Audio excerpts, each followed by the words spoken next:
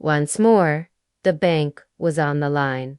Aunt Margaret. My fingers clenched around the phone as I walked restlessly through my kitchen. The representative informed me that no payment had been received for 3 months. This contradicted what he had told me the previous week. "Oh, darling, there's no need for such worry," she replied breezily. "You understand how banks tend to exaggerate minor issues." Her casual attitude made my insides twist with anxiety. "I'll handle everything next week once that major catering contract comes in. I'm Emily, 29 years old." And I watched helplessly as my excellent credit rating deteriorated because I had foolishly placed trust in a relative 8 months prior. Aunt Margaret had entered my world with grand visions of launching a bakery, accompanied by detailed Pinterest presentations and assurances that she would become our small town's next entrepreneurial triumph. "Emily, you're the sole family member who truly comprehends business," she had declared during our coffee meeting, displaying her elaborate schemes. "The banking institutions simply cannot grasp the concept, but you certainly can, can't you? You've always been our family's intellectual." Now, surrounded by overdue payment notices in my kitchen, those compliments seemed less like genuine praise and more like strategic manipulation. "That catering contract failed several weeks ago," I stated. "The customer informed me directly when we crossed paths at the supermarket." "What's the reason for your dishonesty?" The pause on the line extended just slightly too long. "Well, additional orders are forthcoming. And besides, didn't you mention receiving a work bonus? Perhaps you could assist just this one time?" "Absolutely not." My voice trembled. "That's not the definition of co-signing, Aunt Margaret. You gave me your word about handling the payments. You presented a business proposal. You swore you would be dependable. I am being dependable. Do you comprehend the difficulty of operating a business? Naturally, there will be some obstacles along the journey. I assumed you would grasp this, being an accountant." I moved to my home office.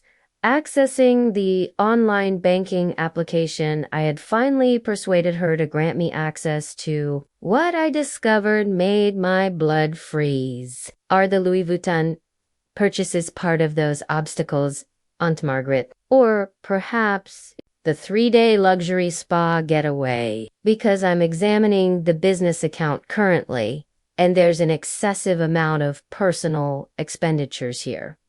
Those were networking investments. You must invest money to generate money, Emily. Honestly. For someone so intelligent, you can be quite narrow-minded regarding business matters." I gazed at the monitor, at the extensive list of expenses unrelated to operating a bakery, all while I had been receiving increasingly frantic calls from the bank regarding missed loan installments. The warning signs had existed from the start. If only I had allowed myself to recognize them. When Aunt Margaret initially approached me with her bakery concept, she had woven a flawless narrative. She claimed to have already located the ideal space. She said she possessed recipes inherited from my grandmother. She had even attended business courses at the community college. What she failed to mention was that 3 different banks had previously rejected her, or that her business education consisted of a single weekend workshop, or that her earlier business attempts, the jewelry making enterprise, the life coaching practice, the essential oils phase, had all concluded in debt and failure.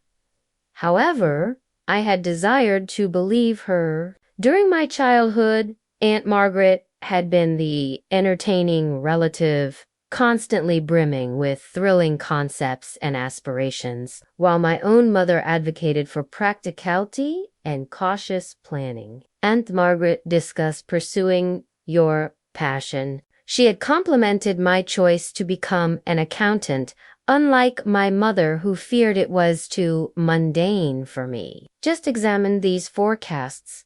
She had said, presenting spreadsheets that I now understood were wildly unrealistic. We could become the town's next major success, and with your financial knowledge supporting me, how could we possibly fail? I accessed those original projections. Now, contrasting them with reality, the bakery was losing money rapidly. Customer feedback complained about irregular operating hours and unmet orders. Meanwhile, Aunt Margaret's social media displayed her at costly restaurants, shopping, excursions, spa days, all financed with business funds. My phone chimed with a message from my cousin Sarah. Have you spoken with Mom recently? She's informing everyone that you coerced her into accepting that loan, claiming you demanded to co-sign because you wanted to dominate her business. I almost let my phone slip from my hands. Me coerce her. I recalled how she had appeared at my residence 3 times within a single week, how she had called weeping about her crushed dreams, how she had declared I was her sole hope. Another message from Sarah arrived. She's really emphasizing the victim narrative, claiming you're threatening her now, acting like a merciless businesswoman rather than family. The betrayal struck me like a physical impact, not merely the deception, not merely the misappropriated funds, but this intentional distortion of reality. Aunt Margaret was attempting to ruin my reputation to preserve her own. I surveyed my home, office, observing the meticulous organization I maintained in my existence, my color-coordinated files, my systematic desk, my clear future plans, all now jeopardized by my aunt's disorder and falsehoods. That evening, I spent time documenting everything, every email where Aunt Margaret had pleaded with me to every promise of responsible management, every bank notification about missed payments. I downloaded statements revealing her personal purchases with business funds, designer, clothing, spa treatments, weekend trips that bore no relation to operating a bakery. The deeper my investigation went, the more severe it became. She hadn't been compensating vendors either. Local suppliers had ceased deliveries due to returned checks. The bakery space rent was 2 months overdue. She had even obtained additional credit cards under the business name, maximizing them for personal expenses. My cousin Sarah continued forwarding messages from family members. Poor Margaret, Emily's being so severe about a few delayed payments. She's always been somewhat cold regarding financial matters. Family should assist family without all these requirements. The final message made me laugh with bitterness. Family should assist family. Wasn't that precisely what I had done? I had risked my own financial future to support Aunt Margaret's dream, and how had she reciprocated that trust? My phone rang my mother. This time, Emily dear, perhaps you could show a bit more understanding, she began. Your aunt has always been more of an artistic soul. She doesn't excel with numbers like you do. She's sufficiently skilled with numbers to conceal her personal shopping within business expenses, I responded, and capable enough to understand exactly how to portray herself as the victim when discovered. She claims you've been threatening her with legal action. I haven't mentioned lawyers yet, Mom, but perhaps I should. The silence that followed was profound. Emily, you cannot be serious. She's family. Yes, she is, which makes her betrayal even more painful. After ending the call, I opened my laptop and began researching business loan liability and fraud. The more I studied, the clearer it became. This wasn't simply about missed payments anymore. What Aunt Margaret was doing constituted illegal activity, utilizing business loans for personal expenses, deceiving creditors, potentially committing credit card fraud. I had dedicated my entire career to establishing a reputation for integrity and financial responsibility. I wouldn't allow her to destroy that, not with her lies, not with her manipulation, not with her creative spirit excuse. My hands trembled as I composed an email to a lawyer my firm frequently collaborated with. This would alter everything. My relationship with Aunt Margaret, my position within the family, the comfortable illusion we had all maintained about her entrepreneurial spirit. But as I examined the accumulating evidence of her deception, I realized I had no alternative. Sometimes self-protection requires being the villain in someone else's narrative. Part 2. The legal confrontation, the lawyer consultation, confirmed my greatest fears. Not only was I responsible for the loan payments, but Aunt Margaret's misuse of business funds could potentially result in criminal charges.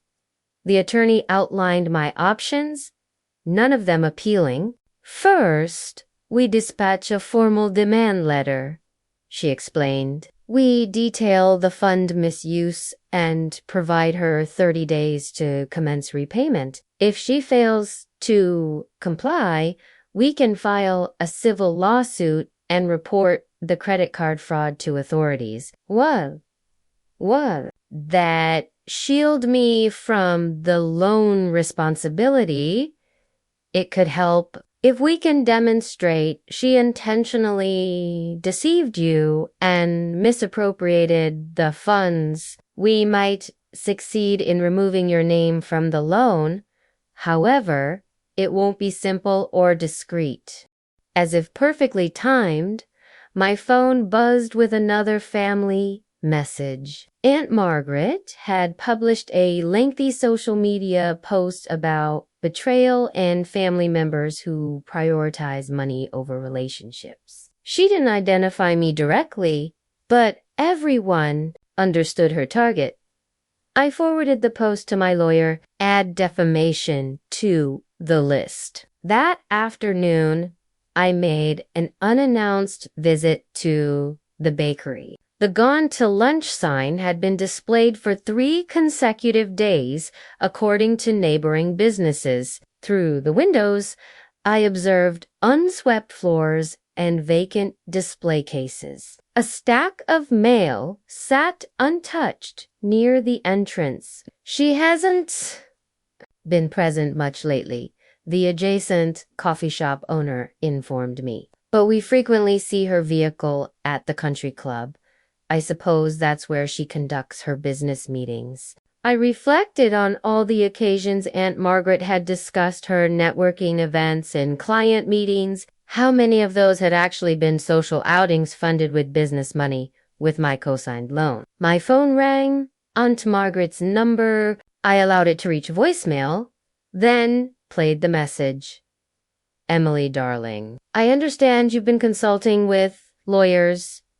That's not very family. I'm certain we can resolve this between ourselves. Why don't you join me for dinner? I'm preparing your favorite chocolate cake. Remember how you used to enjoy helping me bake as a child? Her voice was sweet and persuasive, the same tone she'd employed to convince me to co-sign the loan. But now I could detect the manipulation beneath the warmth, the calculation behind the nostalgia.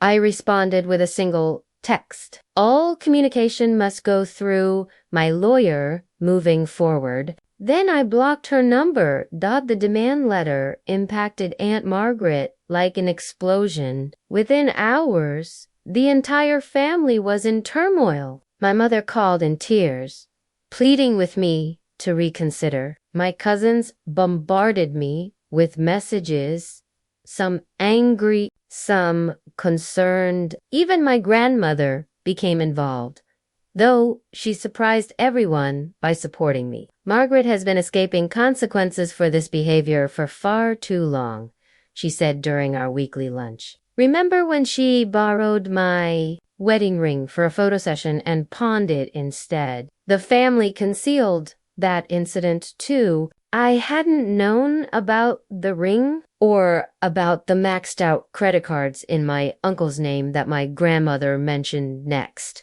or about the borrowed car she had sold without authorization. Each story revealed a pattern I had been too blind to see.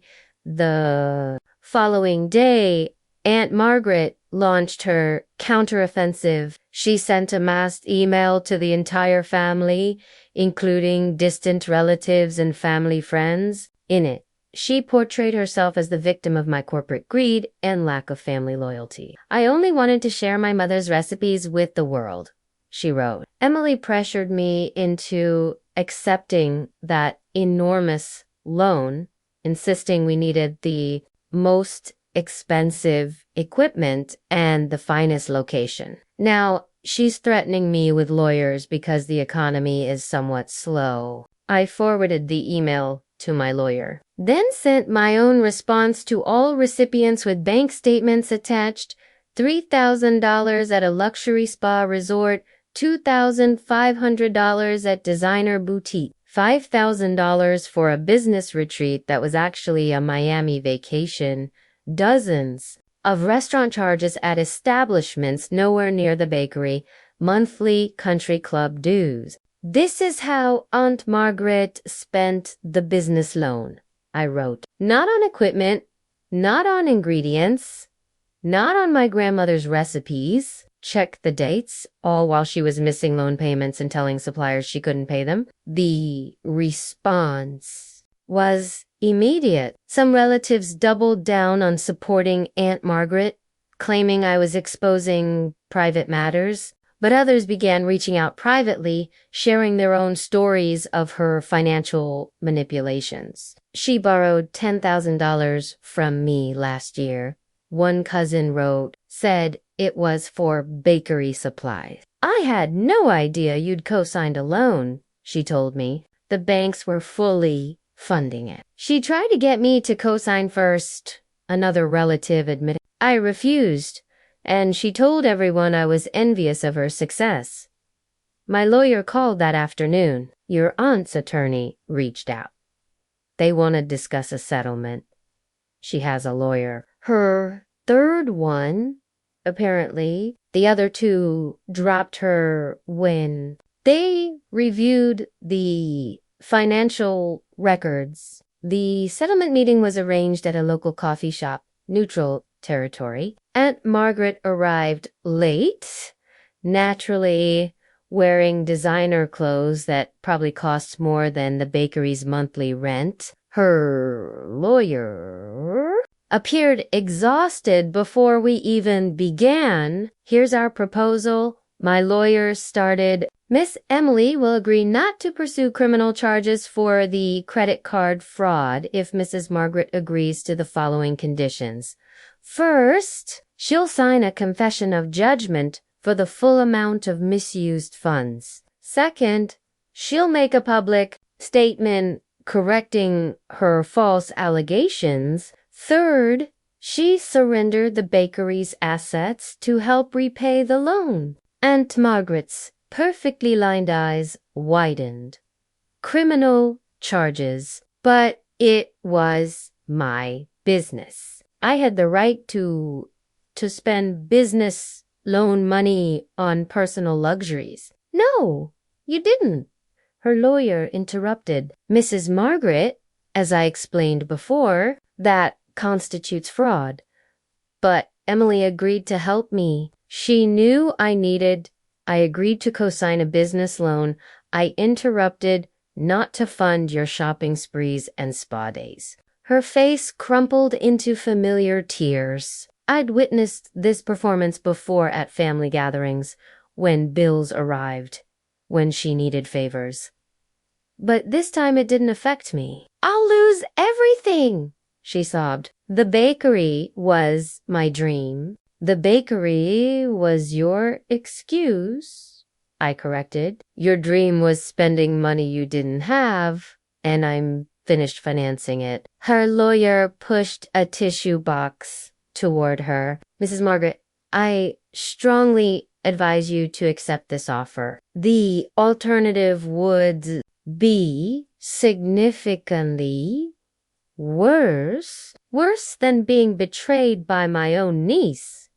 She glared at me through her tears. Worse than federal charges for bank fraud, my lawyer replied calmly. Miss Emily has documentation of every misused dollar, every personal purchase disguised as a business expense, every bounced check, every missed payment. Do you really want that presented in court?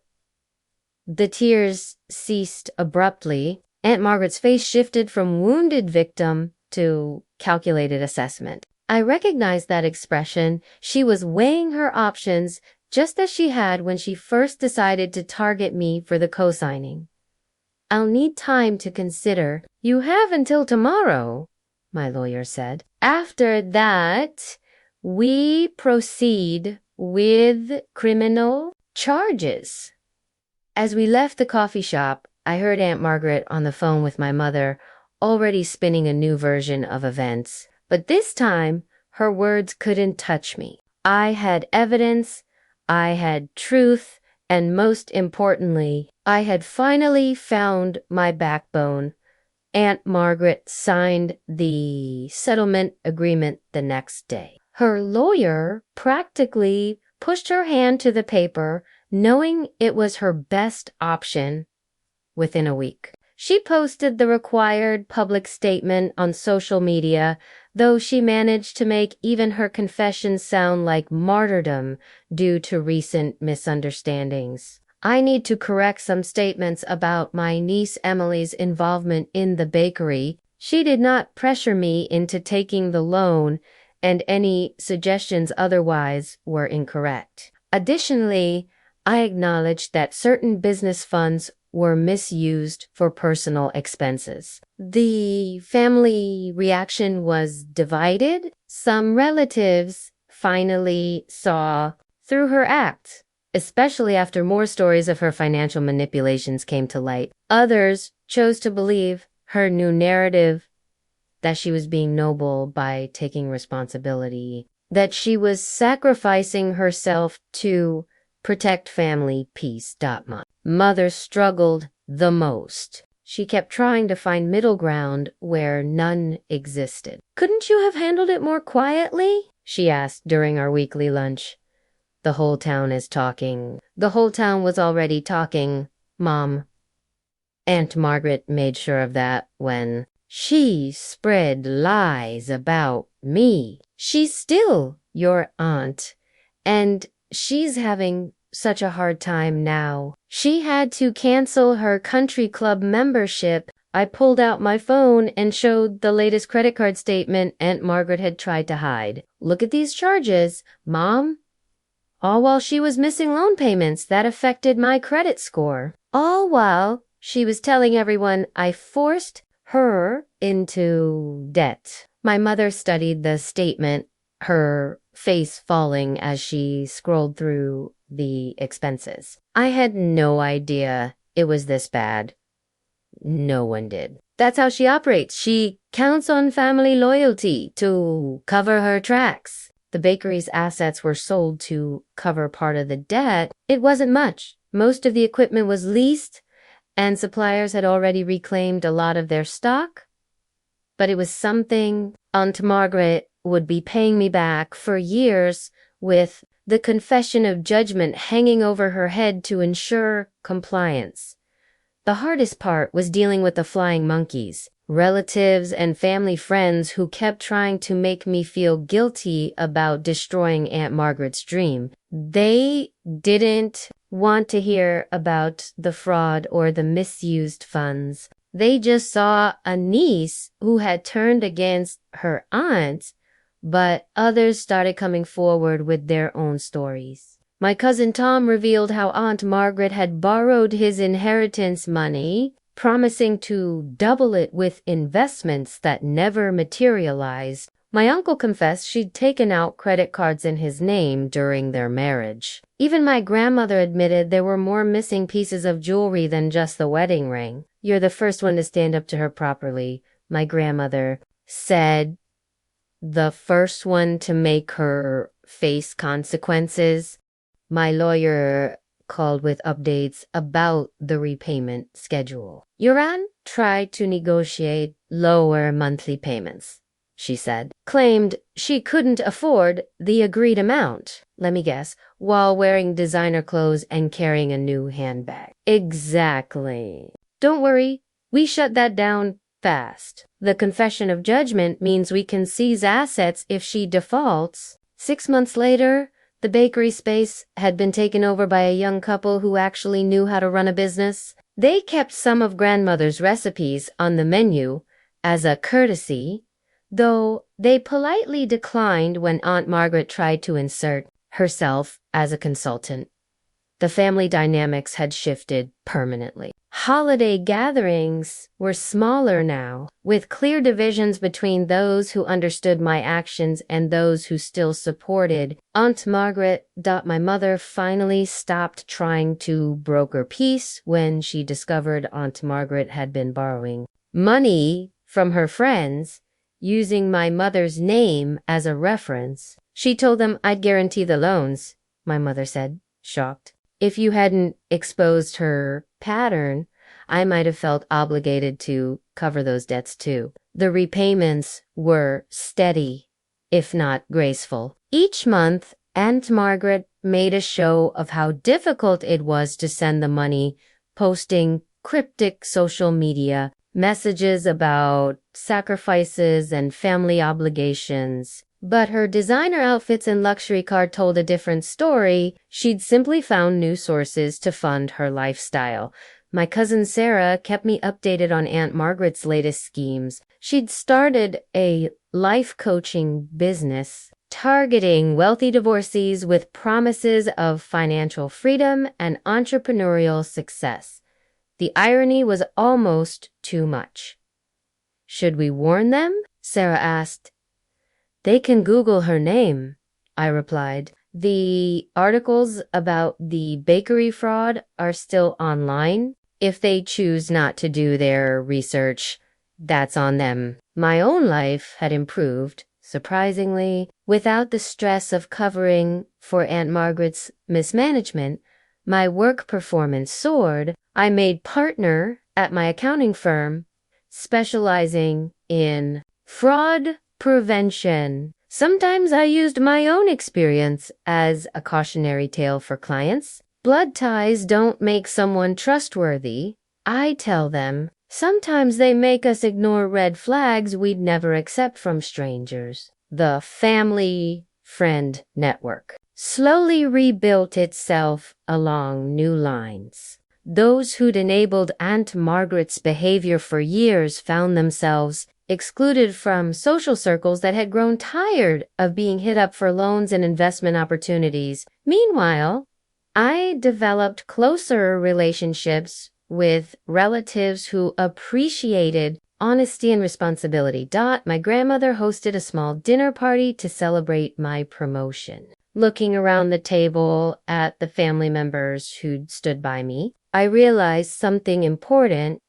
Family loyalty shouldn't require real family supports growth and responsibility, not endless enabling of bad behavior. "I wish I'd had your courage years ago," my grandmother said, squeezing my hand. "Think of all the heartache we could have avoided if someone had stood up to Margaret sooner." A year after the settlement, I received an unexpected package. Inside was a worn, leather-bound notebook, my grandmother's original recipe book that had gone missing from the bakery. An anonymous note said it had been rescued before Aunt Margaret could sell it.